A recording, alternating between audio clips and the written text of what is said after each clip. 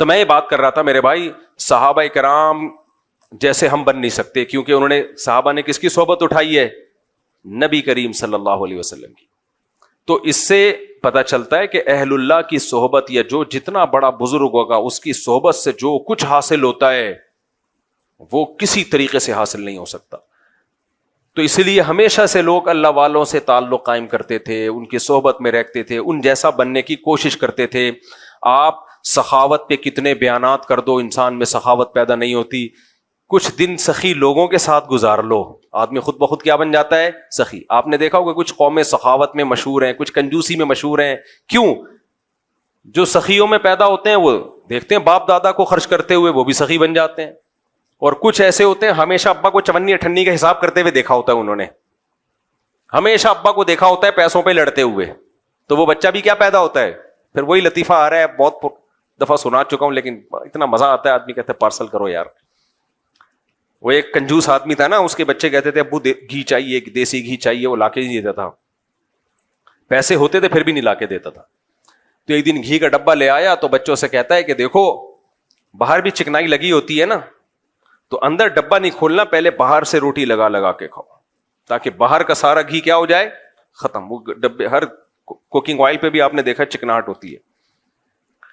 اور وہ بچے روزانہ، اس کے بھی بچے تھے کنجوس کے بچے، روزانہ روٹی ڈبے پہ رگڑ رگڑ کے کھا رہے ہیں. اس کو سفر پہ جانا تھا تو اس نے گھی الماری میں بند کر کے رکھ دیا کہ ایسا نہ ہو ڈبہ کھول کے پورا ہی چٹ کر جائیں، لاک لگا دیا الماری کو.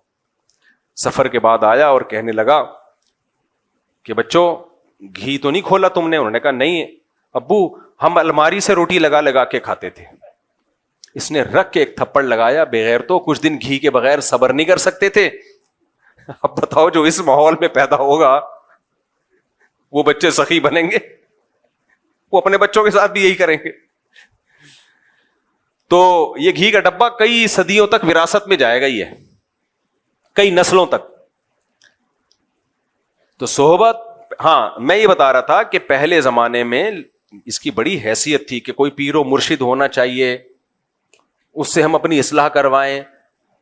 لیکن جیسے کچھ شعبے چلتے ہیں تو ٹھیک ہوتے ہیں، بعد میں ان میں خرابیاں پیدا ہو جاتی ہیں. تو اب خرابی یہ پیدا ہو گئی کہ پیر و مرشد کو انسان سے اوپر کی کچھ چیز سمجھا جانے لگا ہے. پیر کا دائرہ کار دیکھو، ڈاکٹر کا دائرہ کار کیا ہوتا ہے؟ جو بیماری ہے اس کو ٹھیک کرے. ڈاکٹر سے آپ یہ مشورہ لیتے ہو کہ میں نے کہاں شادی کرنی ہے، کہاں نہیں کرنی ہے، کون سا بزنس کرنا ہے، کون سا نہیں کرنا. ڈاکٹر کہے گا ٹیکا لگا، نکل یہاں سے، نہ میرا ٹائم ضائع کر نہ اپنا ضائع کر. تو پیر و مرشد کا کام ہوتا ہے آپ کے اندر جو گناہ ہے وہ آپ سے چھڑوا دے، بس. اس سے آگے پیر کا دائرہ کار بولو نہیں ہے. حتیٰ کہ شرعی مسائل بتانا بھی اس کا کام نہیں ہے، وہ مفتیوں کا کام ہے. لیکن آج کل جو مارکیٹ میں پیر آ رہے ہیں، میجورٹی، سب نہیں، بہت سے اچھے بھی ہیں الحمدللہ، میجورٹی کیا ہے؟ وہ پیر کم، اور اس کو معاذ اللہ پیغمبر سے بھی اونچا درجہ دے دیا ہے. میں جانتا ہوں ایسے لوگوں کو، شادی کر لی پیر کی مرضی کے بغیر، پیر صاحب ناراض ہو کے بیٹھ گئے، ابا اما کی نہیں مان رہے، پیر کو باپ بنایا ہوا ہے.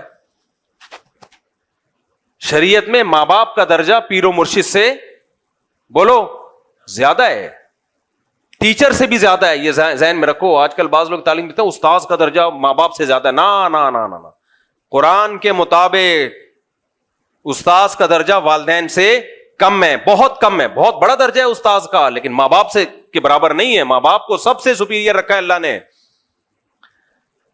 قرآن کے الفاظ دیکھو، عیسیٰ علیہ السلام پیدا ہوئے ماں کی گود میں، جب بول رہے ہیں تو برم بوالدتی، توحید کا اعلان کر کے کہہ رہے ہیں اللہ نے مجھے حکم دیا کہ اپنی ماں کے ساتھ اچھا سلوک کروں. میں ابھی ماں کی گود میں ہے. وہ پیغمبروں کو حکم ہے ماؤں کے ساتھ اچھا سلوک کریں.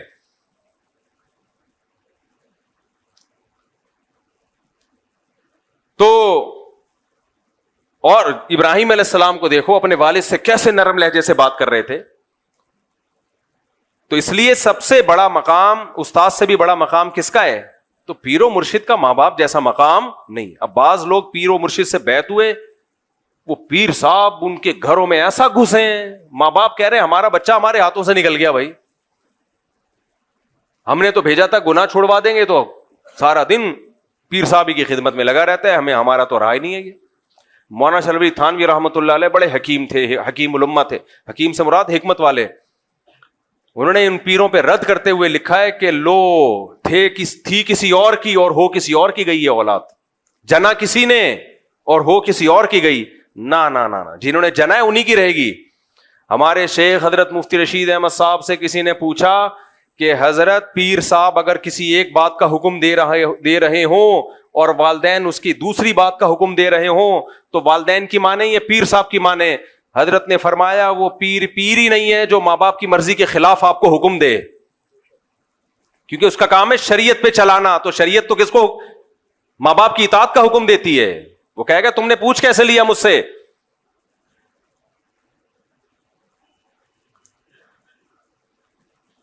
تو وہ سب کچھ ہی بن جاتا ہے. حضرت جی نے فرما دیا تو حضرت جی جو پیر و مرشد ہیں ان کا کام اب اصلاح رہا ہی نہیں.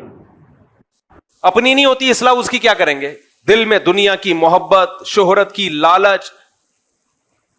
علماء کہتے ہیں بزرگ بننے کے لیے نا ظاہری اعمال کے ساتھ جو باطنی اعمال ہے نا, باطن میں 3 چیزوں کا ہونا ضروری ہے. 3 چیزیں. ظاہری تو مطلب نماز با جماعت کا پابند ہو, شریعت کے مطابق اس کا حلیہ ہو, کبیرہ گناہوں سے بچتا ہو, تو ظاہری اعمال. باطن ظاہری تو نظر آ جاتے ہیں نا, باطن میں 3 چیزیں, حب جاہ, حب با اور حب مال. مال کا لالچی نہ ہو, ہوس نہ ہو. جاہ کا لالچی نہ ہو, شہرت کا بھوکا نہ ہو. اور تیسرا باہ. باہ کا مطلب کیا ہے؟ یہ لفظ سنا ہوگا نا, قوت باہ. حکیم جو بیچ رہے ہوتے ہیں نسخے. باہ بڑی بھی نہ ہو حد سے. کیا مطلب؟